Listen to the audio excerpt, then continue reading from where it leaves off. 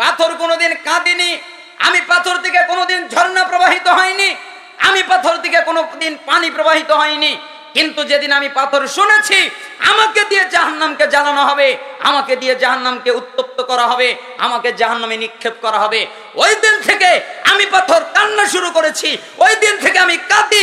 এর আগে আমি কোনোদিন কাঁদিনি, এর আগে পৃথিবীতে কোনোদিন ঝর্ণা প্রবাহিত হয়নি। কিন্তু যেদিন আমি শুনেছি আমাকে দিয়ে জাহান্নামকে জ্বালানো হবে, ওই দিন থেকে আমি পাথর কাঁদা শুরু করেছি, কেঁদেছি, তাই ঝর্ণা প্রবাহিত হয়। তো পাথর কাঁদে, আপনি কাঁদেন না কেন? দলিল কিন্তু কোরআনেই আছে। সূরা বাকারা, সূরার নাম কি? বাকারা, ৭৪ নম্বর আয়াত। বাড়িতে গিয়ে পড়বেন, অথবা যাদের মোবাইল আছে পড়বেন। এখন তো বাবা মার ফ্যাশন হয়ে গেছে, সন্তান যদি একটা পাপ করে, সন্তান যদি একটা অপরাধ করে, সন্তান যদি একটু দুষ্টামি করে, তাহলে বাপ মা বলেই বসে, বলেই ফেলে, তুই মরিস না। কি মিথ্যা বললাম? তা না হলে আরো কত বদ্দুয়া আছে, এগুলো বলে, তাই না? তোর এটা হয় না, তোর সেটা হয় না, তোর অমুকটা হতে পারে না, তোর তমুকটা হতে পারে না। আমি আমার বাচ্চাদের কোনোদিন এভাবে বদদুয়া করি না, গালাগালি করি না। আমার বাচ্চা যখন অপরাধ করে, ভুল করে, দুষ্টামি করে, তখন আমি আমার বাচ্চাকে ডাকি, বুকে জড়িয়ে নেই, এরপরে চুমা খাই, আদর করি। এরপরে আমার বাচ্চাকে বলি, আব্বু এটা করতে হয় না, এটা করলে খারাপ হয়, এটা করলে গুনাহ হয়, এটা করলে কিন্তু তুমি জাহান্নামের আযাবে জ্বলতে হবে। আমি এটা তাকে বোঝাই, যদিও বা তার বয়স 7 বছরের বেশি হয়নি, তার নিচে, তাও আমি তাকে জাহান্নামের ভয় দেখাই। আমার বাচ্চা বোঝে, আমার কথা শোনে, আর ওই পাপ করে না। আমার বাচ্চা যদি দুষ্টামি করে, পড়াশোনা না করে, আমি তাকে আদর করি, চুমা খাই। এরপরে তাকে বলি, বাবা বড় হয়ে না তুমি আলেম হবে, এ কথা না তুমি বলো, তুমি যদি না পড়ো তাহলে কেমন করে আলেম হবে, এ কথা বলি, বুঝে যায়। তারপরে সে সুন্দর করে পড়াশোনা করে। তার মানে আপনি আপনার সন্তানকে বদদুয়া করতে পারবেন না। আপনার যদি বদদুয়া করার ইচ্ছাই থাকে, তাহলে আমি আপনাকে শিখিয়ে দিচ্ছি, আপনি বদদুয়া করবেন, আল্লাহ তাকে জানি কাবার ইমাম বানায়, আল্লাহ তাকে জানি বড় আলেম বানায়, আল্লাহ তাকে জানি অনেক বড় মুহাদ্দিস বানায়, আল্লাহ তাকে জানি অনেক বড় মুফাসসির বানায়, আল্লাহ তাকে জানো এই জাতির জন্য কল্যাণকর বানায়। ভালো বদদুয়া করে। আপনি দেখবেন মুহাম্মদ সাল্লাল্লাহু আলাইহি সাল্লামের একটা উম্মতের কাহিনী আপনাকে বলি। তারিখে দিমাশ 14 নম্বর খণ্ড, 15 নম্বর খণ্ড, দুটা খণ্ডতেই কাহিনীটা এসেছে। আমি এটা শুনে, এটা পড়ে অনেক কেঁদেছি গভীর রাতে। এটা আমার জীবনকে পাল্টিয়ে দিয়েছে। আপনার জীবনকে পাল্টাবে কিনা তা আমার জানা নেই, তবে আমাকে পাল্টিয়ে দিয়েছে। কথাটা হচ্ছে, একদিন একটা লোক হজ করতে যাচ্ছিলেন। হজ করার জন্য কিছু মাল সামানা নিতে হয়, কাপড় চোপড় নিতে হয়, খাদ্য নিতে হয়, অর্থ নিতে হয়। কাপড় চোপড়, খাদ্য, অর্থ 3টা ব্যাগে করে নিয়ে হজ করতে যাচ্ছিলেন। একটা লোক, একটা যুবক, সে হলো ছিনতাইকারী, পিছন থেকে এসে দৌড় মেরে তার ব্যাগটা ছিনতাই করে নিয়ে চলে গেল। ছিনতাই করে নিয়ে যুবকটা চলে যাচ্ছে। এক পর্যায়ে রাস্তার মধ্যে গিয়ে হঠাৎ করে চোখের জ্যোতি হারিয়ে গেছে, আর চোখ দিয়ে কিছু দেখতে পারছে না, অন্ধ হয়ে গেছে। তাই সে হাউমাউ করে কান্নাকাটি করছে।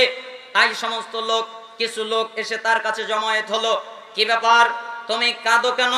তখন ওই ছিনতাইকারী বলছে, আমি কিছুক্ষণ আগে চোখ দিয়ে দেখতে পারতাম, এখন আমি চোখ দিয়ে দেখতে পারতেছি না, তাই আমি কাঁদতেছি।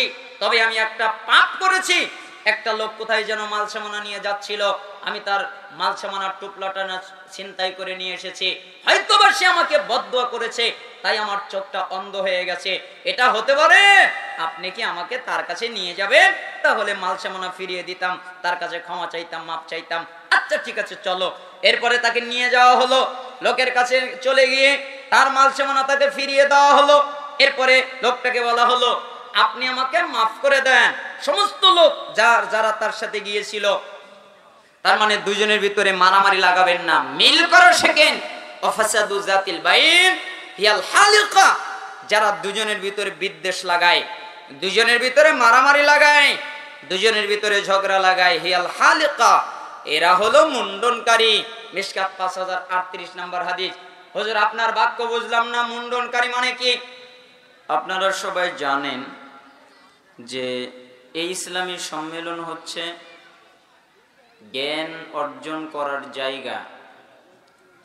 যেখান থেকে জ্ঞান অর্জন করা যায়, ইলম অর্জন করা যায়, বিদ্যা অর্জন করা যায়, এমন একটি জায়গা এটা।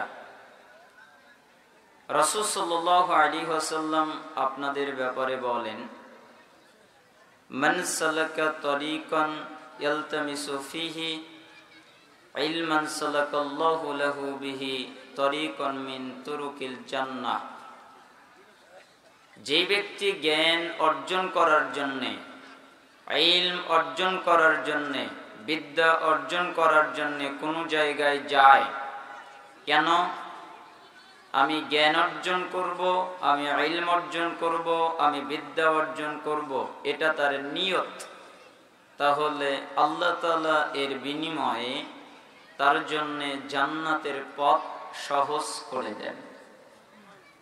অর্থাৎ কেউ যদি চায় আমার জান্নাতের পথ সহজ হয়ে যাক, আমার জান্নাতের পথ সরল হয়ে যাক, আমার জান্নাতের পথ সঠিক হয়ে যাক, তাহলে সে যেন জ্ঞান অর্জন করে, ইলম অর্জন করে, বিদ্যা অর্জন করে, তাহলে আল্লাহ তাআলা তার জান্নাতের পথ সহজ করে দেবেন। এই মর্মে মিশকাতুল মাসাবিহের 204 এবং মিশকাতুল মাসাবিহের 212 নম্বর হাদিসে এসেছে। রাসূল সাল্লাল্লাহু আলাইহি ওয়াসাল্লাম আর বলেন, মান খরাজা ফি তালাবিল ইলম ফাহুয়া ফি সাবিলিল্লাহ হাত্তা ইয়ারজিউ। যে ব্যক্তি জ্ঞান অর্জন করার জন্যে, ইলম অর্জন করার জন্যে, বিদ্যা অর্জন করার জন্যে কোনো জায়গায় বাড়ি থেকে বের হয়ে যায়, বাড়ি থেকে বের হয় কেন?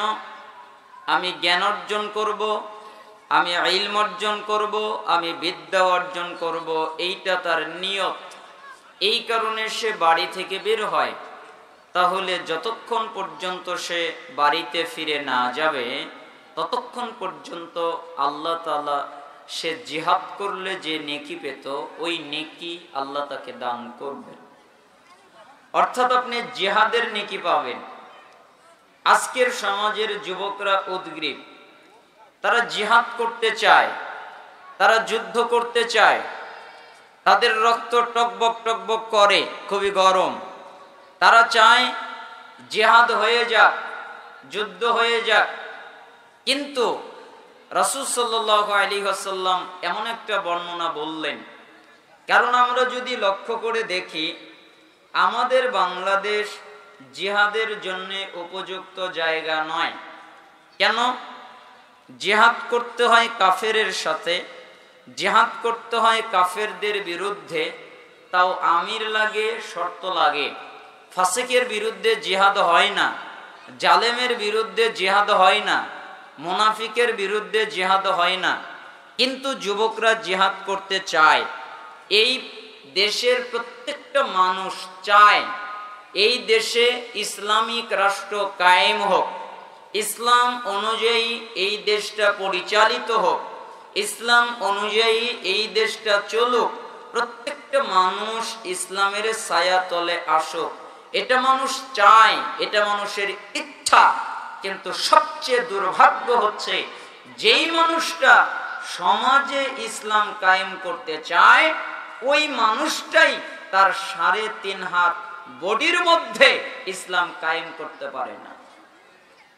সে তার 3.5 হাত বডির মধ্যে ইসলামকে কায়েম করতে পারে না, ইসলাম অনুযায়ী নিজেকে পরিচালিত করতে পারে না, ইসলাম অনুযায়ী নিজের স্ত্রীকে চলাতে পারে না, ইসলাম অনুযায়ী নিজের সন্তানকে চলাতে পারে না, ইসলাম অনুযায়ী নিজের পরিবারকে চলাতে পারে না।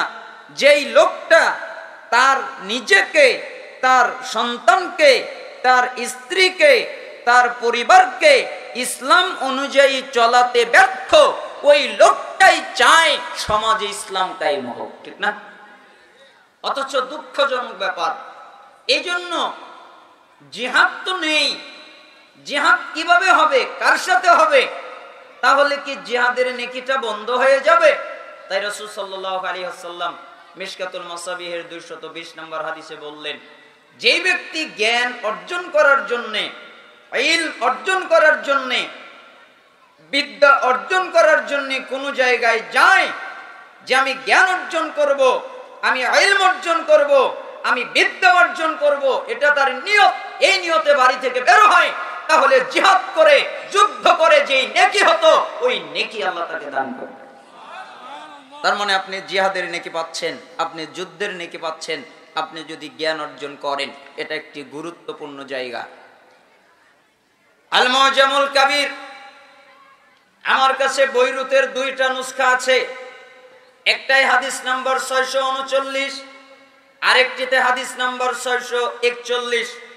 রাসূল সাল্লাল্লাহু আলাইহি ওয়াসাল্লাম বলেন, কেউ যদি কোনো দ্বীনি জায়গায় যায়, পুরুষ হোক অথবা নারী হোক, জ্ঞান অর্জন করার জন্য যায়, এরপরে গিয়ে তারা 3টা কাজ যদি করে, এক বসে, তার মানে কেউ দাঁড়িয়ে থাকতে পারবে না, জ্ঞান অর্জন করবে, ইলম অর্জন করবে, এজন্য তারা বসবে। 2, মনোযোগ দিয়ে আলোচনা শোনে, বাদাম খায় না, বুট খায় না, কালাই খায় না, আরো কত খাদ্য খাবার পানি এগুলো আছে, এগুলো পান করে না। কেন? মনোযোগ দিয়ে জ্ঞান অর্জন করে, ইলম অর্জন করে, বিদ্যা অর্জন করে, এবং যতক্ষণ পর্যন্ত প্রোগ্রাম শেষ হয়ে না যায়, শেষ বৈঠকের দোয়া পড়ানো হয়, ততক্ষণ পর্যন্ত থাকে। আল্লাহ তাআলা বলেন, মুহাম্মদ জি তুমি বলো আমি কি বলবো, তুমি বলো আমি কি বলবো, তুমি বলো। কদ গফরাল্লাহু লাকুম যুনুবাকুম, যেই ব্যক্তি বসবে, যেই ব্যক্তি মনোযোগ দিয়ে আলোচনা শুনবে, যেই ব্যক্তি শেষ পর্যন্ত থাকবে, কদ গফরাল্লাহু লাকুম যুনুবাকুম, আমি তাদের পিছনের অতীত জীবনের যত পাপ আছে আমি আল্লাহ মাফ করে দিব। তাদের অতীত জীবনের কোনো পাপ নেই, তাদের কোনো অপরাধ নেই, তাদের কোনো গুনাহ নেই, আমি আল্লাহ মাফ করে দিয়েছি। তুমি আরো বলো আমি কি বলবো, বলো ওয়া বুদ্দিলাত সাইয়্যাতিকুম হাসানাত, আমি তাদের পাপকে, আমি তাদের গুনাহকে, আমি তাদের অপরাধকে নেকিতে পরিণত করে দিয়েছি। পাপ নেকি, আপনি যত পাপ করেছেন তাতে কিছু আসে যায় না। আপনি যদি জোহরের সালাত আদায় করেন, এরপরে আসরের সালাত আদায় করেন, মাঝখানে যত পাপ করবেন আল্লাহ মাফ করে দিবেন, ক্ষমা চাইতে হবে না, তবে পাপ নেকি হবে না। আপনি যদি জুমার সালাত আদায় করেন, পরবর্তী জুমা এসে যায়, ওই জুমার সালাত আদায় করেন, মাঝখানে যত পাপ হয়ে যাবে আল্লাহ মাফ করে দিবেন, কিন্তু পাপ নেকি হবে না। আপনি যদি রমাদানের সিয়াম পালন করেন, পরবর্তী রমাদান এসে যায়, ওই রমাদানের সিয়াম পালন করেন, তাহলে মাঝখানে যত গুনাহ করেছেন আল্লাহ এমনিতে মাফ করে দিবেন, ক্ষমা করে দিবেন, কিন্তু পাপ নেকি হবে না। আপনি যদি হজ করেন, আল্লাহ তাআলা যদি আপনার হজ কবুল করেন, একটা বাচ্চা মায়ের গর্ভ থেকে বের হলে যেরকম তার পাপ থাকে না, যেরকম তার গুনাহ থাকে না, নিষ্পাপ হয়ে যায়। কেউ যদি এই কাজ করে, কেউ যদি হজ করে, আর আল্লাহ যদি তার হজ কবুল করে, তাহলে তার যত পাপ আছে আল্লাহ তাআলা মাফ করে দিবেন, এমনিতেই ক্ষমা করে দিবেন, কিন্তু পাপ নেকি হবে না। পৃথিবীর কোনো আমল দিয়ে, পৃথিবীর কোনো ইবাদত দিয়ে পাপকে নেকি বানানো যায় না। কিন্তু যারা মনোযোগ দিয়ে, যারা বসে মনোযোগ দিয়ে আলোচনা শোনে এবং শেষ বৈঠকের দোয়া পাঠ করে উঠে চলে যায়, তাদের যত পাপ আল্লাহ মাফ করে দেয় এবং যত পাপ সবগুলোকে নেকি বানিয়ে দেয়। আপনার এই বৈশিষ্ট্য চান তো, তাই না? তাহলে কিন্তু মনোযোগী হতে হবে, মনোযোগ দিয়ে আলোচনা শুনতে হবে। আল্লাহ তাআলা আপনাদের কবুল করুন আল্লাহর জান্নাতের জন্য, এবং আমার মা বোনেরা যারা আছে তাদেরকেও কবুল করুন। আমার আলোচনা বুঝবেন না যে শুধু পুরুষের জন্য, আবার এটাও মনে করবেন না শুধু নারীর জন্য। আমার কথা পুরুষ, নারী, বৃদ্ধ, যুবক প্রত্যেকের জন্য একই জরুরি, তাদের জন্য লাগবে। আল্লাহ সুবহানাহু ওয়া তাআলা যেন আমাদেরকে বুঝার এবং আমল করার তৌফিক দান করে। আমি আমার খুতবার মধ্যে একটি আয়াত পাঠ করেছি। আল্লাহ তাআলা বলেন সূরা হাশরের 7 নম্বর আয়াতের এক অংশে, ওমা আতাকুমুর রাসূলু ফাখুযুহু, রাসূল মুহাম্মদ তোমাদের যা দেয় তোমরা তা নাও, ওমা নাহাকুম আনহু ফান্তাহু, এবং রাসূল তোমাদের যা থেকে নিষেধ করেন এগুলো থেকে তোমরা বিরত হও। ওয়াত্তাকুল্লাহ, এই ব্যাপারে আল্লাহকে ভয় করো। ইন্নাল্লাহা শাদীদুল ইকাব, নিশ্চয়ই আল্লাহ শাস্তি দানে কঠিন। কঠোর, আল্লাহ কঠিন শাস্তি দিতে পারে। আল্লাহ শুধু দয়া করতে পারে এমনটা নয়, আল্লাহ শুধু রহমত করতে পারে এমনটা নয়, আল্লাহ শুধু মাগফিরাত করতে পারে এমনটা নয়, আল্লাহ আযাব দিতে পারে, আল্লাহ শাস্তিও দিতে পারে। অতএব তোমরা আল্লাহর আযাব শাস্তিকে ভয় করে আল্লাহর নবী যা বলে তা তোমরা মানো, আল্লাহর নবী যা নিষেধ করে তা তোমরা ত্যাগ করো। তাহলে এটা আল্লাহর আদেশ। কার আদেশ? আল্লাহর আদেশ। আল্লাহ তাআলা আল্লাহর নবীকে মানতে বলছেন। কেন? সূরা আলে ইমরানের 31 নম্বর আয়াত আল্লাহ তাআলা বলেন, কুল, হে নবী আপনি বলেন, ইন কুনতুম তুহিব্বুনাল্লাহ, তোমরা যদি দাবি করো আমি আল্লাহকে ভালোবাসি, এ কথা যদি দাবি করো, এ কথাই যদি দাবিদার হয়ে থাকো আমি আল্লাহকে ভালোবাসি, ফাত্তাবিউনি, তাহলে আমি নবীর ইত্তেবা করো, আমি নবীর অনুসরণ করো, আমি নবীর আনুগত্য করো, ইহবিবুকুমুল্লাহ, তাহলে আল্লাহ তোমাদের ভালোবাসবেন, ওয়াগফির লাকুম যুনুবাকুম, এবং তোমাদের যত পাপ আছে আল্লাহ সবগুলোকে মাফ করে দিবেন। তার মানে রাসূলের আনুগত্য করলে, রাসূলের ইত্তেবা করলে, রাসূলের অনুসরণ করলে পাপ ক্ষমা হয়ে যায়। এজন্য আল্লাহ তাআলা বলছেন, মুহাম্মদ তোমাদের যা দেয় তোমরা তা নেও, মুহাম্মদ তোমাদের যা থেকে নিষেধ করেন তা থেকে তোমরা বিরত হও। তার মানে আল্লাহর নবী যা দিবেন তা আমাদের নিতে হবে, তিনি যা নিষেধ করবেন তা আমাদের ত্যাগ করতে হবে। আমরা সবাই রাজি তো? আমাদের মতো আনুগত্য করলে হবে না, আমাদের আনুগত্য দুর্বল, আমরা আনুগত্য বুঝি না। আনুগত্য করতে হবে সাহাবীদের মতো। সাহাবীদের মতো মানে রাসূল সাল্লাল্লাহু আলাইহি সাল্লাম সালাত আদায় করছিলেন, সালাত আদায় করার মাঝখানে জিবরাইল আমিন আসলেন, হে আল্লাহর নবী মুহাম্মদ, জি আপনি আপনার জুতাটা খুলে ফেলেন। কেন? আপনার জুতায় ময়লা আছে, ময়লাওয়ালা জুতো দিয়ে সালাত আদায় করা যাবে না, সালাত আদায় করলে সালাত হবে না, তাই আপনি আপনার জুতা খুলে ফেলেন। মুহাম্মদ সাল্লাল্লাহু আলাইহি ওয়াসাল্লাম সালাতের মধ্যে জুতাটা খুলে ফেললেন। সাহাবীদের পায়ে জুতা ছিল, যখন দেখলো আমাদের নবী জুতা খুলেছেন তখন তারা তাদের পায়ের সমস্ত সাহাবীরা তাদের জুতাটা খুলে ফেলে দিল। সালাত শেষ হয়ে গেল, আল্লাহর নবী সাল্লাল্লাহু আলাইহি সাল্লাম ঘুরলেন, এরপরে সাহাবীদেরকে জিজ্ঞেস করলেন, ব্যাপার কি? কি ব্যাপার?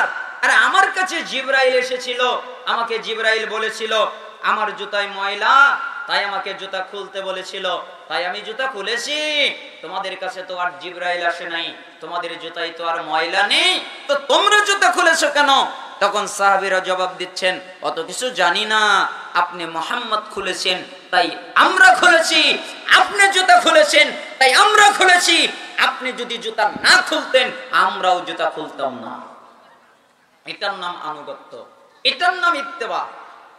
আপনারা আয়াত জানেন, সূরা মুহাম্মাদের 33 নম্বর আয়াত, ইয়া আইয়ুহাল্লাযীনা আমানু, হে ঈমানদারগণ, আতিউল্লাহ, আল্লাহর আনুগত্য করো, ওয়া আতিউর রাসূল, এবং রাসূলের আনুগত্য করো, ওয়ালা তুবতিলু আমালাকুম, এমনটা না করে তোমাদের আমলকে বাতিল করো না। তার মানে আল্লাহ এবং তার রাসূলের আনুগত্যের 19-20 হলে আমল বাতিল হয়ে যায়। তোমরা তোমাদের আমলকে বাতিল করো না, আল্লাহ যা বলে তা মানো, রাসূল যা বলে তা মানো। এটা আমরা বুঝতে পারিনি, সাহাবীরা ঠিকই বুঝতে পেরেছেন। তাই তো একদিন আব্দুল্লাহ বিন মাসউদ রাদিয়াল্লাহু আনহু মসজিদে নববীতে প্রবেশ করবেন, পাটা চৌকাঠের উপরে রেখেছেন, এখনো নিচে নামায়নি, পাটা উঁচু করে আছেন। মুহাম্মদ সাল্লাল্লাহু আলাইহি সাল্লাম দেখলেন অনেকগুলো সাহাবী দাঁড়িয়ে আছেন, তাই তিনি সমস্ত সাহাবীদেরকে লক্ষ্য করে বললেন, হে আমার সাহাবীরা, তোমরা বসে যাও। সমস্ত সাহাবীরা বসে পড়ে গেল। আব্দুল্লাহ বিন মাসউদ রাদিয়াল্লাহু আনহু চৌকাঠের উপরে তার পা রাখা আছে। যখন মুহাম্মদ সাল্লাল্লাহু আলাইহি সাল্লাম বললেন বসে যাও, তখন তিনি আর চৌকাঠকে ডেঙ্গালেন না। চৌকাঠকে না ডেঙ্গিয়ে, চৌকাঠের উপরে পা না রেখে পাটাকে ব্যাক করলেন। এরপরে তিনি চৌকাঠের বাহিরে বসে গেলেন। রাসূল সাল্লাল্লাহু আলাইহি সাল্লাম দেখতে পেলেন, তাই তিনি জিজ্ঞেস করলেন, আব্দুল্লাহ, জি ব্যাপার কি? কি ব্যাপার? আরে তুমি বাহিরে বসেছো কেন? তুমি ওঠো, ভিতরে এসে বলো বসো।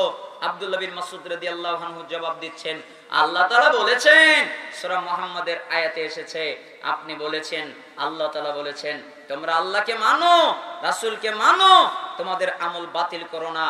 হে আমার নবী মুহাম্মদ সাল্লাল্লাহু আলাইহি সাল্লাম, আপনি যখন বলেছেন সাহাবীরা তোমরা বসে যাও, তখন আমি আব্দুল্লাহ বিন মাসউদ মনে করেছি এখন যদি আমার পা সামনের দিকে এক কদম বাড়াই তাহলে আমার আমল বাতিল হয়ে যাবে।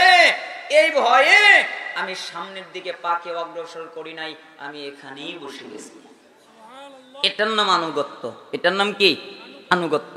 তার মানে আল্লাহ যা বলবেন, আল্লাহ রাসূল যা বলবেন তা মানতে বাধ্য, তা মেনে নিতে হবে, কোনো সুযোগ নাই।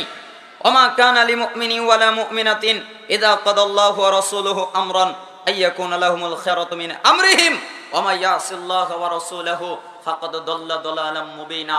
আল্লাহ তাআলা বলেন, ঈমানদার পুরুষ, ঈমানদার নারী, যেই পুরুষ দাবি করে আমি ঈমানদার, যেই নারী দাবি করে আমি ঈমানদার, যেই পুরুষে দাবি করে আমি ঈমানদার, যেই নারী দাবি করে আমি ঈমানদার, তাদেরকে যখন আল্লাহ কোনো কাজের আদেশ করেন, তাদেরকে যখন আল্লাহ রাসূল কোনো কাজের আদেশ করেন, তখন ওই কাজে ভিন্নতা করার অনুমতি অধিকার তাদের নাই।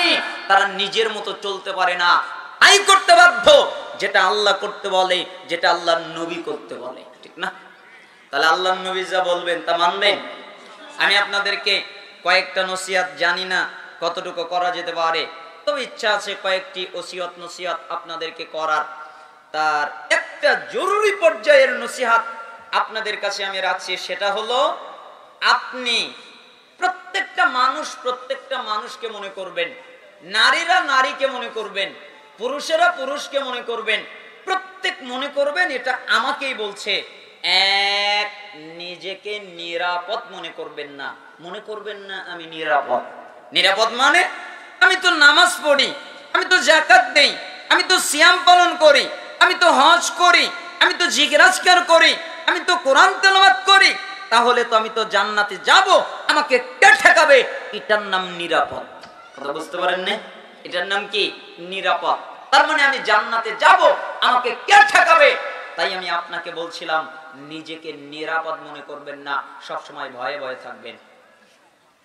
সহিহুল বুখারী 6463 নম্বর হাদিস, যেটা আন্তর্জাতিক ছাপা, বাংলা অনুবাদ ইসলামিক ফাউন্ডেশন 6019 নম্বর হাদিস। আবু হুরায়রা রাদিয়াল্লাহু আনহু তিনি বলেন, রাসূল সাল্লাল্লাহু আলাইহি ওয়াসাল্লাম বলেছেন, লা ইউনাজ্জিয়া আহাদাম মিনকুম আমালু, তোমাদের কারো আমল, তোমাদের কারো ইবাদত, তোমাদের কারো কর্ম তোমাদেরকে নাজাত দিতে পারবে না, তোমাদের মুক্তি দিতে পারবে না, তোমাদের বাঁচাতে পারবে না, তোমাদের রক্ষা করতে পারবে না। তোমাদের সালাত তোমাদের বাঁচাতে পারবে না, তোমাদের যাকাত তোমাদের বাঁচাতে পারবে না, তোমাদের সিয়াম তোমাদের বাঁচাতে পারবে না, তোমাদের হজ তোমাদের বাঁচাতে পারবে না, তোমাদের জিকির আজকার তোমাদের বাঁচাতে পারবে না, তোমাদের কোরআন তেলাওয়াত তোমাদের বাঁচাতে পারবে না। তোমরা যত ইবাদত করো, কোন ইবাদতের মাধ্যমে তোমরা বাঁচতে পারবে না। এই জন্য রাসূল সাল্লাল্লাহু আলাইহি সাল্লাম বললেন, লা ইউনাজ্জিয়া আহাদাম মিনকুম আমালু, তোমাদের কারো আমল তোমাদেরকে মুক্তি দিতে পারে না, তোমাদের বাঁচাতে পারে না, তোমাদেরকে রক্ষা করতে পারে না। সাহাবীরা ভয় পেয়ে গেলেন, বলে কি যদি আমলের কারণে মুক্তি না পেয়ে যায় তাহলে আমাদের অবস্থা কি হবে? তাই তারা ভীতিতে পড়ে গেলেন, ভয় পেয়ে গেলেন। তাই একজন সাহাবী জিজ্ঞাসা করলেন, ইয়া রাসূলুল্লাহ ওয়ালা আনতা ইয়া রাসূলুল্লাহ, হে আল্লাহর নবী আপনিও কি না?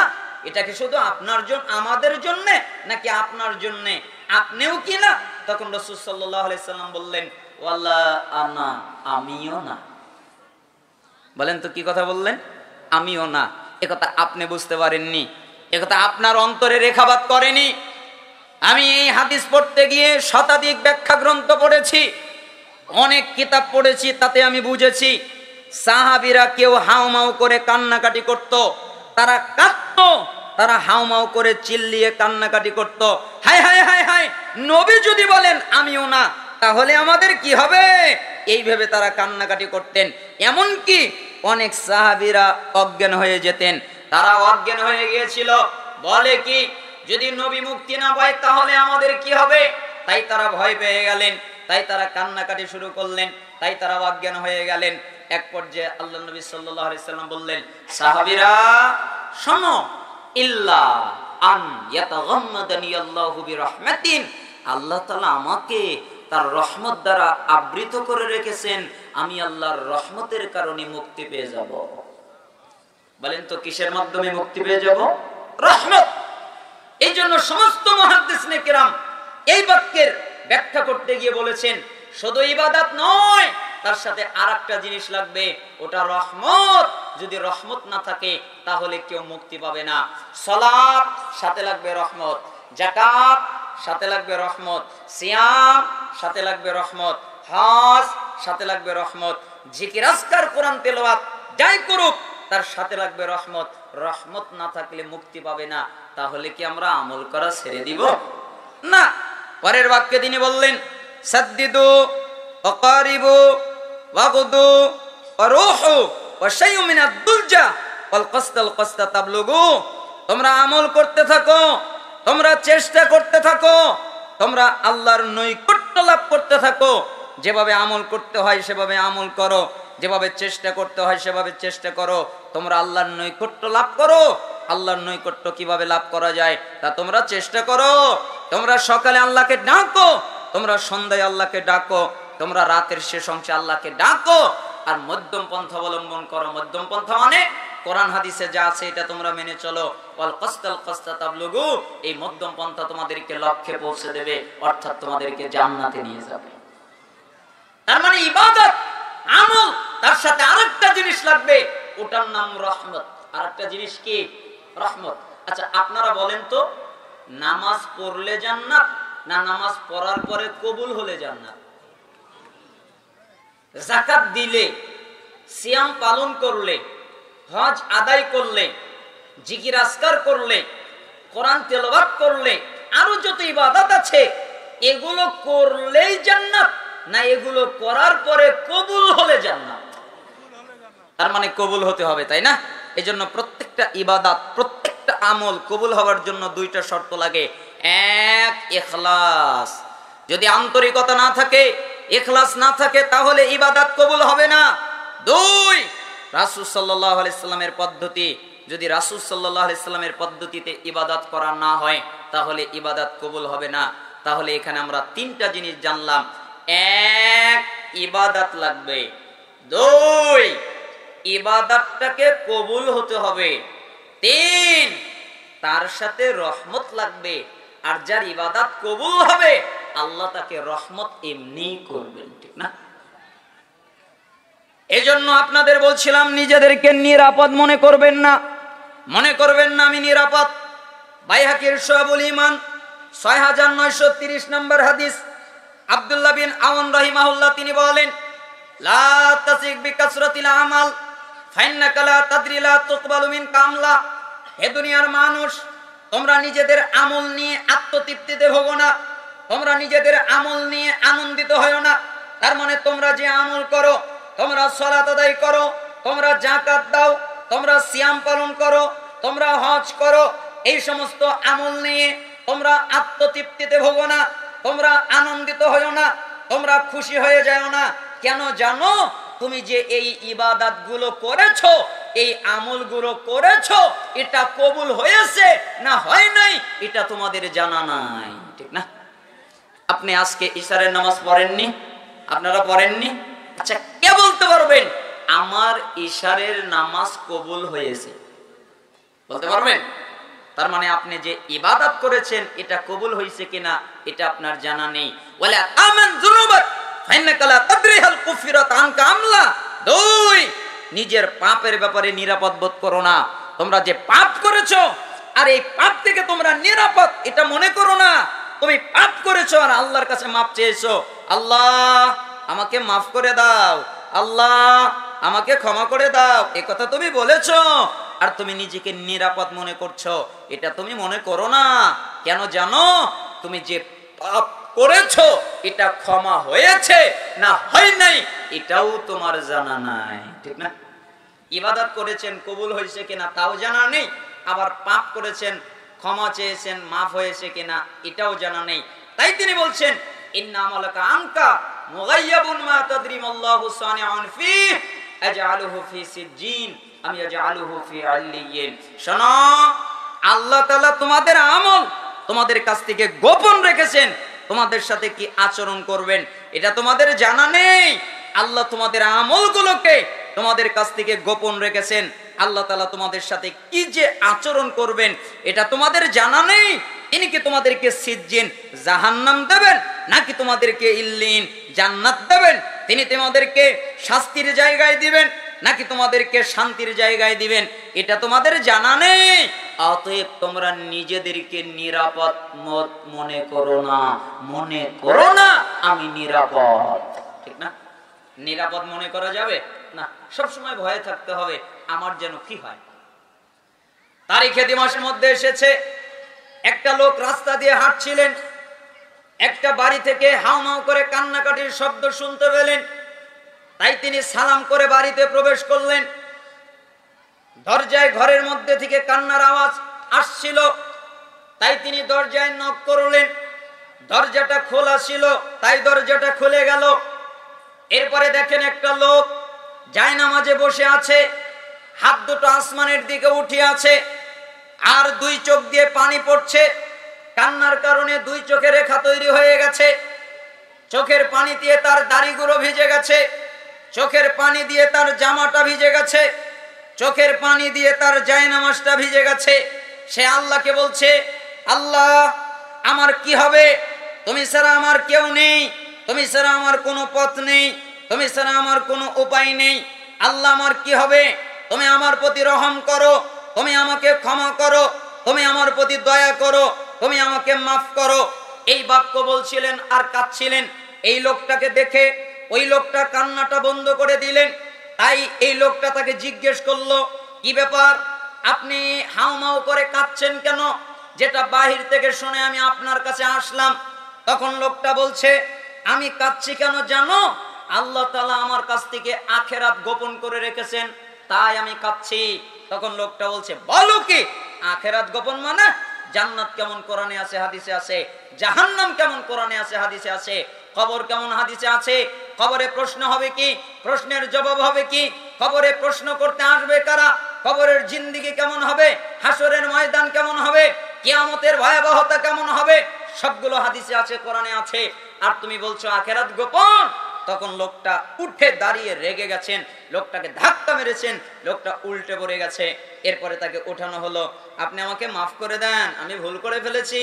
তখন লোকটা বলছে, আখিরাত গোপন এটা আপনি বোঝেন নাই, তাই না?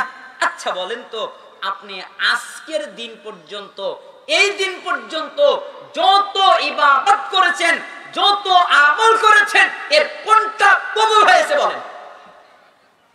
আচ্ছা বলতে পারবে? তা তো আমি জানি না। আচ্ছা আজকের দিন পর্যন্ত আপনি আল্লাহর কাছে মাফ চেয়েছেন, আল্লাহ আমাকে মাফ করে দাও, আল্লাহ আমাকে ক্ষমা করে দাও। আচ্ছা বলেন, আল্লাহ আপনার কোন পাপ মাফ করেছেন, ক্ষমা করেছেন বলেন? তা তো আমি জানি না। আমার পাপ ক্ষমা হয়েছে কিনা তা তো আমি জানি না, আমার ইবাদত কবুল হয়েছে কিনা তা তো আমি জানি না। তখন লোকটা বলতেছে, আরে এটাই আল্লাহ আমার কাছ থেকে গোপন রেখেছেন, আমার ইবাদত কবুল হয়েছে কিনা তা আমার জানা নেই, আমার পাপ ক্ষমা হয়েছে কিনা তা আমার জানা নেই, তাই আমি কাঁদছি। আল্লাহ যদি আমাকে জানিয়ে দিতেন তুমি ইবাদত করেছো, 2 রাকাত সালাত আদায় করেছো কবুল, তাহলে আমি বেঁচে যেতাম। আমি পাপ করেছি আর তওবা করেছি, আল্লাহ তাআলা যদি আমাকে জানিয়ে দিতেন তোমার তওবা আমি কবুল করেছি, তাহলে আমি বেঁচে যেতাম। কিন্তু আল্লাহ গোপন রেখেছেন, আমার সাথে কি হবে তা আমার জানা নাই, তাই আমি কাঁদছি। এখানে আরেকটা আমল পাওয়া গেল, সে আমলটা হচ্ছে কান্না। 1, নিজেকে নিরাপদ মনে করবেন না। 2, আল্লাহর ভয়ে কাঁদবেন। মাজমাউজ জাওয়ায়েদের 11785 নম্বর হাদিস, সহিহুল জামি 2376 নম্বর হাদিস। আলবানী রাহিমাহুল্লাহ সহিহ বলেছেন, মুআয ইবনুল জাবাল রাদিয়াল্লাহু আনহু লাম্মা আন হাদরাতুল মাউত বাকা, একদিন তিনি অনেক কান্নাকাটি করছিলেন, অনেক কাঁদছিলেন, অনেক কান্নাকাটি করছিলেন। তাই একজন এসে তাকে জিজ্ঞেস করলো, ফাকালা লাহু, কেউ এসে তাকে জিজ্ঞেস করলো, মা ইবকিকা, কি ব্যাপার, আপনি কাঁদেন কেন? আপনার কান্নার কারণ কি? আপনি কি কারণে কাঁদেন? আপনার কান্নার কারণটা কি? তখন মুআয ইবনুল জাবাল বললেন, ওয়াল্লাহি লা আবকি জাযাআম মিনাল মাউত ওয়ালা দুনিয়া উখাল্লিফুহা বাদি, আল্লাহর কসম আমার যে মৃত্যু হবে এই ভয় আমার নেই। কেন? আমি জানি আমাকে মরতে হবে, তাই আমার মরার ভয় নেই। আমি জানি আমার পরিবার পরিজন ছেড়ে চলে যেতে হবে, আমার পরিবার ছেড়ে চলে যেতে হবে, আমার স্ত্রীকে রেখে যেতে হবে, আমার সন্তানকে রেখে যেতে হবে, আমার বাড়ি বাহন রেখে যেতে হবে, আমার জায়গা জমি রেখে যেতে হবে, আমার যা কিছু আছে এগুলো আমাকে রেখে যেতে হবে। আমি এটা জানি, এ কারণেও আমি কাঁদছি না। আমাকে মরতে হবে এটা আমি জানি, এ কারণেও আমি কাঁদছি না। আমাকে সব রেখে চলে যেতে হবে, এ কারণেও আমি কাঁদছি না। তখন সাহাবীরা জিজ্ঞেস করলেন, তাহলে আপনি কাঁদেন কেন? তখন তিনি বলছেন, ওয়ালাকিন্নী সামিআতু রাসূলুল্লাহ সাল্লাল্লাহু আলাইহি ওয়াসাল্লাম ইয়াকুল, আমি আল্লাহর নবীকে বলতে শুনেছি, তিনি বলেছেন, ইন্নামা হুমা কবদাতান ফাকাবদাতুন ফিন নার ওয়া কবদাতুন ফিল জান্নাহ। আদম সন্তানের যত রূহ আছে আল্লাহর দুই মুষ্টিতে ভাগ করা আছে। আদম সন্তানের যত রূহ আছে আল্লাহর দুই মুষ্টিতে ভাগ করা আছে। একটা যাবে জান্নাতে, একটা যাবে জাহান্নামে। একটা যাবে জান্নাতে, একটা যাবে জাহান্নামে। একটা যাবে জান্নাতে, একটা যাবে জাহান্নামে। ওয়ালা আদরি ফি আইয়িল কবদাতাইনি আকুনু। আমি মুআয ইবনুল জাবালের জানা নাই আমি জান্নাতে যাব না জাহান্নামে যাব, আমি জান্নাতে যাব না জাহান্নামে যাব, আমি জান্নাতে না জাহান্নামে এটা আমার জানা নাই, তাই আমি কাঁদি। আচ্ছা, মুআয ইবনুল জাবাল জানে না জান্নাতে যাবে না জাহান্নামে যাবে, তাই তিনি কাঁদেন। তো আপনি আর আমি কি জানি? তাহলে আপনার আর আমার কাঁদা জরুরি না? আপনার আর আমার কান্না করাটা জরুরি। কাঁদাটা একটা ইবাদত। আপনি অন্যান্য ইবাদত দিয়ে আল্লাহকে যত খুশি করতে পারবেন তার চেয়ে বেশি খুশি করতে পারবেন আল্লাহর ভয়ে দুই ফোঁটা চোখের পানি দিয়ে। এই জন্য কাঁদতে হয়, কান্নাটা একটা ইবাদত। আপনাদের কাছে একটা উদাহরণ দেই, হয়তো আপনাদের কাছে নতুন মনে হতে পারে, কিন্তু অনেক আগেই হাদিসের কিতাবে রয়ে গেছে। পাহাড় দেখেছেন? কথা বলবেন। পাহাড় দেখেছেন? পাহাড়ে ঝর্ণা হয়, তাও দেখেছেন? আচ্ছা, ঝর্ণা দেখলে আপনাদের কেমন লাগে? ভালো লাগে না? খুব মজা লাগে। কেন?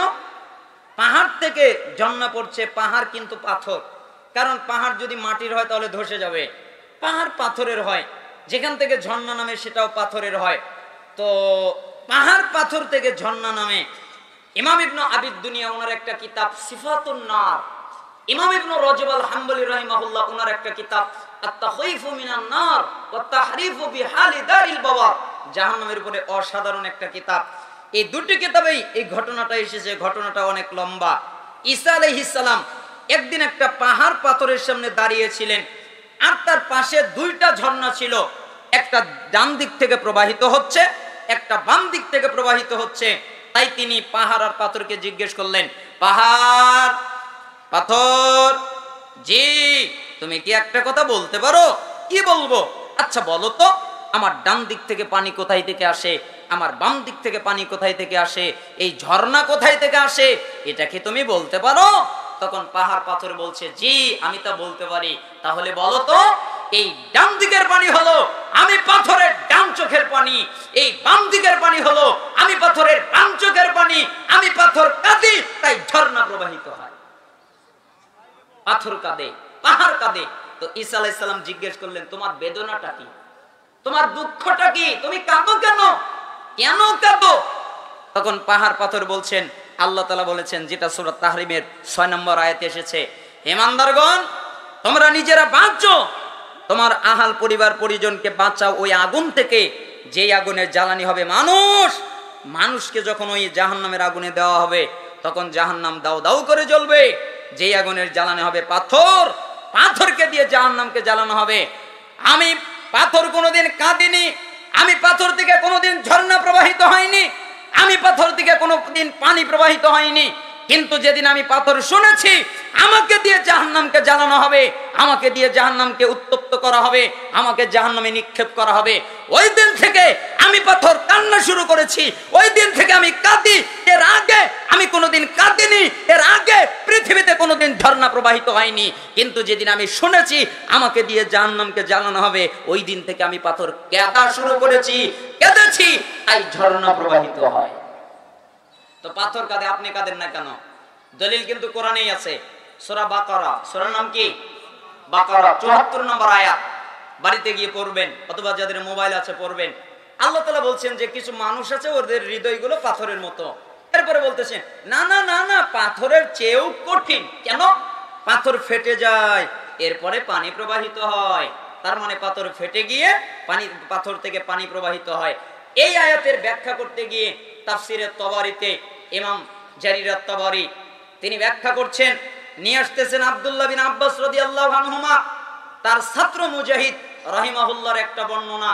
তিনি বলতেছেন, পাথর থেকে পানি ঝর্ণা প্রবাহিত হওয়ার কারণ পাথর পাহাড় আল্লাহকে ভয় করে, জাহান্নামকে ভয় করে, তাই পাথর কান্না করে।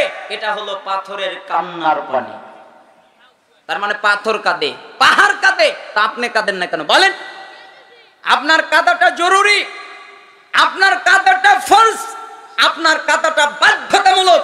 আপনি কেন কাঁদেন না? পাথর কাঁদে, পাহাড় কাঁদে, তো আপনি কাঁদেন না কেন? আপনি কি জানেন আপনার কান্নার জন্য কত উপকার হবে? মাজমাউজ জাওয়ায়েদে ইমাম হাইসামি রাহিমাহুল্লাহর লেখা একটা হাদিসের বিখ্যাত কিতাব, যেটা দারুল মিনহাজ থেকে ছাপা, আমার কাছে 26 খণ্ডের যেটা সেটা আছে, সেইখানের মধ্যে কান্নাবাদ্যের মধ্যে একটা হাদিস এসেছে। কেউ কেউ এটার সনদকে দুর্বল বলেছেন, তবে এর অনেক শাওয়াহিদ থাকার কারণে এটা হাসানের স্তরে উন্নীত, যে রাসূল সাল্লাল্লাহু আলাইহি সাল্লাম অর্থাৎ আল্লাহ তাআলা এক শ্রেণীর মানুষকে জাহান্নাম থেকে বের করে জান্নাতে দিবেন। নবীগণ, আম্বিয়াগণ এক শ্রেণীর মানুষকে জাহান্নাম থেকে বের করে জান্নাতে দিবেন। মুহাম্মদ সাল্লাল্লাহু আলাইহি ওয়াসাল্লাম এক শ্রেণীর জাহান্নামীদেরকে বের করে জান্নাতে দিবেন। শহীদগণ এক শ্রেণীর জাহান্নামীদেরকে বের করে জান্নাতে দিবেন। জান্নাতীগণ এক শ্রেণীর জাহান্নামীদেরকে বের করে জান্নাতে দিবেন। যাদেরকে শাফায়াতের অনুমতি দেওয়া হবে তারা এক শ্রেণীর মানুষকে জাহান্নাম থেকে বের করে জান্নাতে দিবেন। শাফায়াত করার কেউ থাকবে না, কেউ বাকি থাকবে না, সবাই যার যার মতো শাফায়াত করবে। তখন আপনার আর আমার চোখের একটা চুল, এটাকে বলা হয় চুলের শাফায়াত। চুল শাফায়াত করবে। চুল কি বলবে? আল্লাহ, আমি আপনার চুলের ভাষা বুঝি না, আল্লাহ চুলের ভাষা বুঝে। আমি বুঝি না, আপনি বোঝেন না, আল্লাহ বুঝে।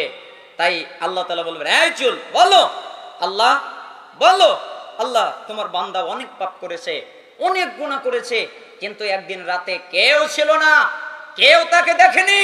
তোমার ভয়ে, জাহান্নামের ভয়ে কেঁদেছিল, কান্নাকাটি করেছিল। আমি হলাম ওই চুল, যেই চুলটা তার চোখের পানিতে ভিজেছিল। আল্লাহ, তুমি আমার শাফায়াতটা কবুল করো না, আর তোমার ওই বান্দাটাকে জাহান্নাম থেকে বের করে জান্নাতে দাও না। এক পর্যায়ে আল্লাহ তাআলা মালাককে বলবেন, মালাক জি যাও, আজকে আমি চুলের শাফায়াত কবুল করলাম। এর কারণে যেই লোকটা কেঁদেছিল, এই চুলের মালিক, তাকে জাহান্নাম থেকে বের করে জান্নাতে দাও। আপনি তো কাঁদেন না, আপনার জন্য কে শাফায়াত করবে? এই জন্য আপনাকে আমি একটা নসিহতের মধ্যে দুইটা নসিহত করলাম। এক, নিজেকে নিরাপদ মনে করবেন না। দুই, আল্লাহর ভয়ে কান্নাকাটি করবেন। আল্লাহ সুবহানাহু ওয়া তাআলা আমাদেরকে এই নসিহতটা পালন করার তৌফিক দান করুন। আপনাদের জন্য আমার দ্বিতীয় নসিহত, আপনারা আরেকজনকে ক্ষমা করা শিখবেন, আরেকজনকে মাফ করা শিখবেন। আপনারা কারো প্রতি বিদ্বেষ করবেন না, আপনারা কারো প্রতি হিংসা করবেন না, আপনারা কাউকে লজ্জা দিবেন না, কাউকে কষ্ট দিবেন না, কারো দোষ খুঁজে বেড়ানোর চেষ্টা করবেন না, আপনারা কারো গীবাত করবেন না, আপনারা কারো বদনাম করবেন না। আপনাকে আমি বলছি, আপনারা কাউকে কষ্ট দিবেন না, আপনারা আরেকজনকে মাফ করে দিবেন, ক্ষমা করে দিবেন। আমরা মুহাম্মদ সাল্লাল্লাহু আলাইহি সাল্লামের উম্মত, আমাদের মুহাম্মদ নবী সাল্লাল্লাহু আলাইহি সাল্লাম, তিনি যেমন আমাদেরকে তার পথে চলতে হবে, তিনি হলো আমাদের আদর্শ। দেখবেন মুহাম্মদ সাল্লাল্লাহু আলাইহি সাল্লাম তায়েফের ময়দানে দাওয়াত দিতে গেলেন। তায়েফবাসীরা মুহাম্মদ সাল্লাল্লাহু আলাইহি সাল্লামের উপরে পাথর নিক্ষেপ করলেন, তাকে মারধর করলেন, তার সারা শরীর দিয়ে রক্ত বের হচ্ছিল, তার চেহারা দিয়ে রক্ত বের হচ্ছিল, অজ্ঞান হয়ে যাবে। এই পর্যায়ে জিবরাইল আমিন এসে তাকে নিয়ে পাহাড়ের উপরে উঠে চলে গেল। রাসূল সাল্লাল্লাহু আলাইহি সাল্লাম অজ্ঞান হয়ে গেলেন। কিছুক্ষণ পরে জ্ঞান ফিরে পেল। এবার বললেন, মুহাম্মদ, হে আল্লাহর নবী, জি ওই যে দেখেন ওটা কে? রাসূল সাল্লাল্লাহু আলাইহি সাল্লাম তাকালেন, দেখলেন কে যেন, তাই জিবরাইলকে বললেন, ওটা কে? ওটা হলো মালাক, ওটা হলো ফেরেশতা। কেন এসেছে? আল্লাহ পাঠিয়েছে। কেন পাঠিয়েছে? ওই যে তায়েফবাসী আপনাকে পাথর দিয়ে আক্রমণ করেছে, আপনাকে রক্তাক্ত করেছে, আপনি শুধু হ্যাঁ বলবেন, আপনি শুধু অনুমতি দেবেন, এটা বলবেন, হ্যাঁ বলবেন। আর এই যে পাহাড় দেখছেন, এই পাহাড়টাকে এই ফেরেশতা মালাক উঠাবে, এরপরে তায়েফবাসীদের উপরে চাপিয়ে দেবে। আপনাকে তারা রক্তাক্ত করেছে, এটা আল্লাহর সহ্য হয়নি, তাই এই মালাককে পাঠিয়েছে এই পাথর পাহাড় তাদের উপরে চাপিয়ে দেওয়ার জন্য, আপনি খালি অনুমতি দেন। মুহাম্মদ সাল্লাল্লাহু আলাইহি সাল্লাম বললেন, আমি হলাম রাহমাতুল লিল আলামিন, তামাম বিশ্ব জগতের জন্য রহমত স্বরূপ। ওই তায়েফবাসী বুঝতে পারেনি, আমি নবীকে চিনতে পারিনি, আমি নবীকে বুঝতে পারিনি, তাই আমাকে আঘাত করেছে, তাই আমাকে আক্রমণ করেছে। আমাকে বুঝতে পারিনি, আমাকে চিনতে পারিনি, তাই আমাকে আঘাত করেছে, তাই আমাকে আক্রমণ করেছে। যাও, আমি মুহাম্মদ যদি আজকে অনুমতি দেই তাহলে এই তায়েফবাসীরা ধ্বংস হয়ে যাবে। এরা যদি ধ্বংস হয়ে যায় তাহলে আমি দাওয়াত কাদের কাছে পৌঁছাবো? এদের মধ্য থেকে এক শ্রেণীর লোক তৈরি হবে যারা আমার আনুগত্য করবে। যাও, আমি রাহমাতুল লিল আলামিন, আমি এদের কোনো, যারা আমাকে আঘাত করেছে আমি কোনো ব্যথা রাখলাম না, আমি তাদেরকে মাফ করে দিলাম। এটা হলো আপনার আমার নবী। তার মানে তার আদর্শে আপনাকে আমাকে চলতে হবে, তার মানে আপনাকেও আরেকজনকে মাফ করে দিতে হবে, এই গুণটা আপনাকে শিখতে হবে। আপনি দেখবেন মুহাম্মদ সাল্লাল্লাহু আলাইহি সাল্লামের একটা উম্মতের কাহিনী আপনাকে বলি। তারিখে দিমাস 14 নম্বর খণ্ড 15 নম্বর খণ্ড, দুটা খণ্ডতেই কাহিনীটা এসেছে। আমি এটা শুনে, এটা পড়ে অনেক কেঁদেছি গভীর রাতে। এটা আমার জীবনকে পাল্টিয়ে দিয়েছে। আপনার জীবনকে পাল্টাবে কিনা তা আমার জানা নেই, তবে আমাকে পাল্টিয়ে দিয়েছে। কথাটা হচ্ছে, একদিন একটা লোক হজ করতে যাচ্ছিলেন।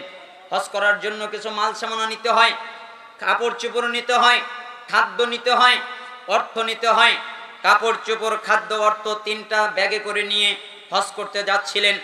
একটা লোক, একটা যুবক, সে হলো ছিনতাইকারী, পিছন থেকে এসে দৌড় মেরে তার ব্যাগটা ছিনতাই করে নিয়ে চলে গেল। ছিনতাই করে নিয়ে যুবকটা চলে যাচ্ছে। এক পর্যায়ে রাস্তার মধ্যে গিয়ে হঠাৎ করে চোখের জ্যোতি হারিয়ে গেছে, আর চোখ দিয়ে কিছু দেখতে পারছে না, অন্ধ হয়ে গেছে। তাই সে হাউমাউ করে কান্নাকাটি করছে। তাই সমস্ত লোক, কিছু লোক এসে তার কাছে জমায়েত হলো। কি ব্যাপার, তুমি কাঁদো কেন? তখন ওই ছিনতাইকারী বলছে, আমি কিছুক্ষণ আগে চোখ দিয়ে দেখতে পারতাম, এখন আমি চোখ দিয়ে দেখতে পারতেছি না, তাই আমি কাঁদতেছি। তবে আমি একটা পাপ করেছি। একটা লোক কোথায় যেন মাল সামানা নিয়ে যাচ্ছিল, আমি তার মাল সামানার টুকলাটা ছিনতাই করে নিয়ে এসেছি। হয়তোবা সে আমাকে বদদুয়া করেছে, তাই আমার চোখটা অন্ধ হয়ে গেছে। এটা হতে পারে। আপনি কি আমাকে তার কাছে নিয়ে যাবেন? তাহলে মাল সামানা ফিরিয়ে দিতাম, তার কাছে ক্ষমা চাইতাম, মাপ চাইতাম। আচ্ছা ঠিক আছে, চলো। এরপরে তাকে নিয়ে যাওয়া হলো লোকের কাছে। চলে গিয়ে তার মাল সামানা তাকে ফিরিয়ে দেওয়া হলো। এরপরে লোকটাকে বলা হলো, আপনি আমাকে মাফ করে দেন। সমস্ত লোক যারা তার সাথে গিয়েছিল তার পক্ষ নিয়ে সুপারিশ করলো, আপনি এই যুবকটাকে মাফ করে দেন। তখন লোকটা বসা ছিল, দাঁড়িয়ে বলছেন, আল্লাহে, আল্লাহর কসম, ওয়াল্লাযী নাফসি বিয়াদিহি, যার হাতে আমার জীবন, তার কসম করে বলছি, শোনো, আমার ভিতরে গোসা এসেছিল, আমার ভিতরে বদ্ধ করার জন্য ইচ্ছা এসেছিল, আমার মনের ভিতরে তাকে গাল পাড়ার জন্য ইচ্ছা এসেছিল, তাকে গালাগালি করার ইচ্ছা আমার মন করেছিল। কিন্তু আমি মুহাম্মদ সাল্লাল্লাহু আলাইহি সাল্লামকে বলতে শুনেছি, কেউ যদি দুনিয়ায় কাউকে মাফ করে দেয় তাহলে আল্লাহ তাকে আখিরাতে মাফ করে দেয়। তাই আমি একটা সুযোগ পেয়েছি, এই যুবকটা আমার মাল ছিনতাই করে অপরাধ করেছে, তাই আমি একটা সুযোগ পেয়েছি, তাই আমি তাকে মাফ করে দিয়েছি, যাতে আল্লাহ আমাকে মাফ করে দেয়। বলেন তো কি করে দিয়েছে? মাফ করে দিয়েছেন। তো ঘাট তারা কিছু লোক থাকে না, খোসানো লোক, তাদের মধ্যে ওরকম একটা লোক আছে। তাই সে খোসা দিয়ে জিজ্ঞেস করলো, আপনি মাফ করলেন কেন? কেন মাফ করলেন? আরে ও আপনার মাল ছিনতাই করেছে, আপনি বদদুয়া করবেন, আপনি গাল পারবেন, মাফ করলেন কেন? তখন সে বলছেন, শোনো, আমি মুহাম্মদ সাল্লাল্লাহু আলাইহি সাল্লামকে বলতে শুনেছি, তিনি বলেছেন, আমি হলাম প্রথম ব্যক্তি যে জান্নাতে প্রবেশ করবে, আমার আগে কেউ জান্নাতে প্রবেশ করতে পারবে না। সহিহ মুসলিমের জান্নাত অধ্যায়ে হাদিসটা এসেছে। রাসূল সাল্লাল্লাহু আলাইহি সাল্লাম বলেন, সমস্ত লোকের বিচার শেষ হয়ে যাবে, সবার বিচার শেষ হয়ে যাবে, আর কারো বিচার বাকি থাকবে না। তখন সবাই জান্নাতের গেটের দিকে দাঁড়ানো হবে, জান্নাতের গেটের কাছে অপেক্ষমান থাকবে। তখন আমি মুহাম্মদ সাল্লাল্লাহু আলাইহি সাল্লাম জান্নাতের গেটের কাছে যাব, গিয়ে দেখব গেটটা বন্ধ আছে। আমি জান্নাতের গেটে টোকা দিব, এরপরে খোলার জন্য অনুরোধ করব। তখন ওই পাশ থেকে জবাব দিবে কে? আমি বলবো, আমি হলাম মুহাম্মদ।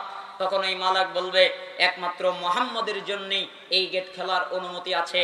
তার মানে মুহাম্মদের আগে কেউ জান্নাতে প্রবেশ করতে পারবে না, আগে মুহাম্মদ প্রবেশ করবে, তারপরে অন্য কেউ প্রবেশ করবে। আপনাকে স্বাগতম এই কথা বলে দরজা খুলে দেবে, আর আমি মুহাম্মদ প্রথম জান্নাতে পা রাখবো। শোনো, আমি মুহাম্মদ ততক্ষণ পর্যন্ত জান্নাতে পা রাখবো না আমার উম্মতের যতক্ষণ পর্যন্ত বিচার শেষ না হবে। আমি জান্নাতে যাব না, বিচার শেষ হবে তারপরে জান্নাতে যাব। আর মুসলিমের হাদিস তাই বলে, সবার বিচার যখন শেষ হয়ে যাবে তখন মুহাম্মদ সাল্লাল্লাহু আলাইহি সাল্লাম গেটের সামনে গিয়ে দাঁড়িয়ে থাকবেন। তখন ওই লোকটা বলতেছেন, আমার একটা কথা মনে পড়েছে। আমার কি মনে পড়েছে তাকে তোমরা জানো? আমার মনে পড়েছে এই লোকটা পাপ করেছে, এই লোকটা আমার মাল সামানা ছিনতাই করে নিয়েছে। তাহলে বিচারের মাঠে তার আর আমার বিচার হবে, আমার বিচার হবে, তার বিচার হবে। অর্থাৎ তার নেকিগুলো আমাকে দিয়ে দেওয়া হবে, শোধ যদি না হয়ে যায় আমার পাপগুলো তাকে দেওয়া হবে। তাহলে এই যুবকটাও বিপদে পড়ে গেল, আর আল্লাহর নবী সাল্লাল্লাহু আলাইহি সাল্লামের আমার বিচারের জন্য সময় লাগবে, এই সময় তার জান্নাতে যেতে দেরি হবে। আমি কি এটা চাই? আমি তো তার উম্মত, আমি কি চাই আমার নবী জান্নাতে দেরি করে যাক? এটা আমি চাই না। তাই আমি ওকে মাফ করে দিয়েছি, ওর আর আমার বিচারও হবে না, আল্লাহর নবীর জান্নাতে যেতে দেরিও হবে। ওই লোক কি বোঝে আর আপনি কি বোঝেন এটা আমার জানা নেই। এই ঘটনা পড়ার পরে আমি নিয়ত করেছি, আল্লাহে আল্লাহর কসম, ওই দিন থেকে নিয়ে আজ পর্যন্ত আমি কারো গিবাত করিনি, আমি কারো বদনাম করিনি, আমি কারো নাম ধরে নাম উল্লেখ করে তার গিবাত বদনাম করিনি। ওটা আমাকে শিখিয়েছে। কত মানুষ আমাকে নিয়ে লেখালেখি করেছে, কত মানুষ আমার বক্তব্য বুঝতে পারে নাই, উল্টা পাল্টা বুঝেছে। আমি যেভাবে বুঝেছি সেইভাবে বুঝেনি, আমি যেভাবে গবেষণা করেছি সেইভাবে গবেষণা করিনি, আমার মতো বোঝেনি, আমার মতো গবেষণা করিনি। নিজের ব্যক্তিগত আমল করতে বলতে হয় না। ইমাম বুখারী রাহিমাহুল্লাহ বলেছেন, আমি 2 রাকাত সালাত আদায় করেছি, তারপরে একটা হাদিস লিপিবদ্ধ করেছি, 2 রাকাত সালাত আদায় করেছি, ইস্তেখারা করেছি, এরপরে যদি আমার কাছে গ্রহণযোগ্য মনে হয়েছে তারপরে আমি বুখারীতে আমার কিতাবে ওই হাদিসের জায়গা দিয়েছি। আমার 16 বছর লেগেছে এভাবে সহিহ বুখারী লিখতে। তার মানে ইমাম বুখারী তার কিছু আমলের কথা বলতে পেরেছে। তাই আমি বলছি, আল্লাহে আমি ওরকম নই। আমি তাহাজ্জুদ পড়ে আল্লাহর কাছে কেঁদে কেঁদে বলি, আল্লাহ যেই হাদিস আমি বুঝতে পারি না আমি তওবা করি, আমি ইস্তেগফার করি, আমি ক্ষমা চাই, আমি বারবার ইস্তেগফার করতে থাকি। যতক্ষণ পর্যন্ত আমি মাসালা বুঝতে না পারি ততক্ষণ পর্যন্ত আমি পড়তে থাকি। আমি সাইয়্যিদুল ইস্তেগফার পড়তে থাকি, আমি ইস্তেগফার করতে থাকি, আমি দুরূদ শরীফ পড়তে থাকি, আমি সালাত আদায় করতে থাকি, আমি সিজদায় থাকি। আমি যে আয়াত বুঝতে পারি না ওই আয়াত বারবার রাতে আমি তেলাওয়াত করতে থাকি। আমার মতো আপনি বোঝেননি, তাই আমাকে গালি দিয়েছেন, তাই আমার উপরে কত কিছু লিখেছেন। আমি আপনার বিরুদ্ধে একটা কলম লিখিনি, আমি আপনার বিরুদ্ধে কোনো কমেন্ট করিনি, আমি আপনার বিরুদ্ধে কারো কাছে গিয়ে বদনাম করিনি। আমি আল্লাহকে বলেছি, আল্লাহ আমি যদি তাকে মাফ করে না দেই তাহলে সে মাফ পাবে না। কেন? সে আমার মানহানি করেছে, আমি মাফ করে দিলে সে মাফ পাবে, তার আগে মাফ পাবে না। ওই ঘটনার পরে আমি বলেছি, আল্লাহ যত লোক আমার সাথে জুলুম করেছে তুমি প্রত্যেককে মাফ করে দাও। কেন হতে পারে এই মাফের কারণে আল্লাহ আমাকে আখিরাতে মাফ করে দিবেন, ঠিক না? এই জন্য আমি আপনাকে বলছিলাম, একজন আরেকজনের সাথে একজন আরেকজনকে ক্ষমা করতে শিখবেন। এখন তো উল্টা হয়ে গেছে, স্ত্রী স্বামীকে ক্ষমা করে না, স্বামী স্ত্রীকে ক্ষমা করে না, ভাই ভাইকে ক্ষমা করে না, বন্ধু বন্ধুকে করে না, বাবা মা সন্তানকে করে না, সন্তান বাবা মাকে করে না। এখন তো বাবা মার ফ্যাশন হয়ে গেছে, সন্তান যদি একটা পাপ করে, সন্তান যদি একটা অপরাধ করে, সন্তান যদি একটু দুষ্টামি করে, তাহলে বাপ মা বলেই ফেলে তুই মরিস না। কি মিথ্যা বললাম?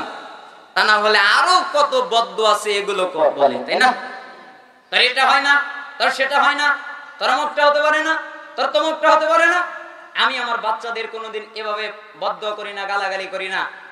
আমার বাচ্চা যখন অপরাধ করে, ভুল করে, দুষ্টামি করে, তখন আমি আমার বাচ্চাকে ডাকি, বুকে জড়িয়ে নেই, এরপরে চুমা খাই, আদর করি, এরপরে আমার বাচ্চাকে বলি, আব্বু এটা করতে হয় না, এটা করলে খারাপ হয়, এটা করলে গুনাহ হয়, এটা করলে কিন্তু তুমি জাহান্নামের আযাবে জ্বলতে হবে।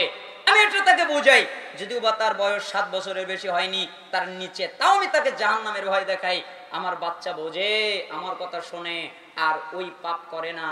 আমার বাচ্চা যদি দুষ্টামি করে, পড়াশোনা না করে, আমি তাকে আদর করি, চুমা খাই, এরপরে তাকে বলি, বাবা বড় হয়ে না তুমি আলেম হবে এ কথা না তুমি বলো, তুমি যদি না পড়ো তাহলে কেমন করে আলেম হবে, এ কথা বলি বুঝে যায়। তারপরে সে সুন্দর করে পড়াশোনা করে। তার মানে আপনি আপনার সন্তানকে বদ্ধ করতে পারবেন না। আপনার যদি বদ্ধ করার ইচ্ছাই থাকে তাহলে আমি আপনাকে শিখিয়ে দিচ্ছি, আপনি বদ্ধ করবেন। আল্লাহ তাকে জানি কাবার ইমাম বানায়, আল্লাহ তাকে জানি বড় আলেম বানায়, আল্লাহ তাকে জানি অনেক বড় মুহাদ্দিস বানায়, আল্লাহ তাকে জানি অনেক বড় মুফাসসির বানায়, আল্লাহ তাকে জানো এই জাতির জন্য কল্যাণকর বানায়। ভালো বদ্ধ করেন, তা আপনি বদ্ধ করেন। আপনি কি জানেন আপনার আর আল্লাহর মাঝখানে কোনো পর্দা থাকে না। বাবা মা যখন দোয়া করে মাঝখানে কোনো পর্দা থাকে না, যা বলে তা কবুল হয়ে যায়। আপনি কখন কোন দোয়া বলবেন আর কবুল হয়ে যাবে এটা আপনি বুঝতে পারবেন না। আপনি সন্তানকে বলছেন তুই মরতে পারিস না, এই দোয়া যদি কবুল হয়ে যায় কোন অ্যাক্সিডেন্টে মরে যাবে তখন আপনার ব্যথা লাগবে। তাই আমি আপনাকে বলছি সন্তানকে কখনো বদ্ধ করবেন না। যদি করতে হয় ওই কালবানি মক্কার ইমাম তার মায়ের মতো বদ্ধ করবেন। কালবানি রহিমাহুল্লাহ, কালবানি হাফিজাহুল্লাহ, তিনি একটা বক্তব্যে তিনি বলছিলেন যে আমি কাবা শরীফের ইমাম হয়েছি আমার মায়ের বদদুয়ায়। কিভাবে? আমি ছোটবেলায় অনেক দুষ্ট ছিলাম, তাই আমার মা আমাকে বদদুয়া করতো, আল্লাহ যেন তোকে কাবার ইমাম বানায়, আল্লাহ যেন তোকে কাবার ইমাম বানায়, এভাবে বদদুয়া করতো। হয়তোবা আমার মার বদদুয়া আল্লাহ কবুল করেছে, তাই আজকে আমি কাবার ইমাম। কারণ অন্য দেশ থেকে কেউ ইমাম হতে পারে না, এই ব্যতিক্রম। একজন নিগ্র মানুষ, আফ্রিকান মানুষ কাবার ইমাম কালবানি। অতএব আমি আপনাকে বলছিলাম আরেকজনকে মাফ করে শিখবেন, ক্ষমা করে শিখবেন। আবু দারদা রাদিয়াল্লাহু আনহু তিনি বলেন, আলা উখবিরুকুম বিআফদালি মিন দারাজাতিস সিয়ামি ওয়াস সাদাকাতি ওয়াস সালাহ, আমি কি তোমাদের বলবো না সালাতের চাইতে, সাদাকার চাইতে, সিয়ামের চাইতে, অর্থাৎ সালাত আদায় করে তোমরা যেই নেকি পাবে, সাদাকা করে তোমরা যেই নেকি পাবে, সিয়াম পালন করে তোমরা যেই নেকি পাবে, আল্লাহ তোমাদেরকে আর চেয়ে বেশি নেকি দেবে। আমি কি এই কথা তোমাদের বলবো না? তখন সাহাবীরা বলেন, আমরা বললাম। কুল না, আমরা বললাম। বালা, হ্যাঁ আপনি বলেন। তখন রাসূল সাল্লাল্লাহু আলাইহি সাল্লাম বললেন, ইসলাহু যাতিল বাইন, এটা হলো দুজনের মধ্যে মীমাংসা করে দেওয়া, দুজনের মধ্যে মিল করে দেওয়া। যারা দুজনের মধ্যে মিল মীমাংসা করে দেয়, সালাত আদায় করে, সাদাকা দিয়ে, সিয়াম পালন করে যে নেকি পাবে, যারা দুজনের ভিতরে মিল করে দেয় তারা তার চাইতে বেশি নেকি পাবে। তার মানে দুজনের ভিতরে মারামারি লাগাবেন না, মিল করে শেখেন।